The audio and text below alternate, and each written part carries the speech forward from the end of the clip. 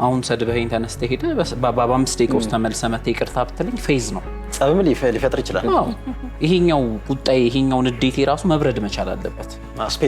ስፔስ ትፈልጋለህ ምናምን። ከዛ ያንተ መነሻ ምን ሊሆን እንደሚችል ደግሞ ራሴ ገምቼ አንዳንዴ እኮ የሆነ ጊዜ ገዝተህ ረዱላ የሚያንሰኝ ነበር ትላለህ አንዳንዴ። ለምን ሰዎች አጥቅተውንም ሰድበውንም የሚሄዱት ከነሱ ክፋት መነሻ ብቻ ሳይሆን ከኛም በደል ሊሆን ይችላል። ስትዋሽም ቺት ሲደረግብህም ምናምን ገፊ ምክንያቶችን በጣም በበቂ ሁኔታ አስቀምጠህ ሊሆን ይችላል ለሰዎች። ኖ ማተር ዋት ሰዎች ጊዜ ገዝተው ነገሮችን ማየት በቻሉ ቁጥር ምንድነው መሆን የሚጀምረው? አንደኛ ነገሩን አቀለህ ታየዋለህ፣ ከራስ ጋር በደንብ ትመካከራለህ። ያኛውም ሰው ይሄ ኢንቴንስ ኮንቨርሴሽን አይኖርም።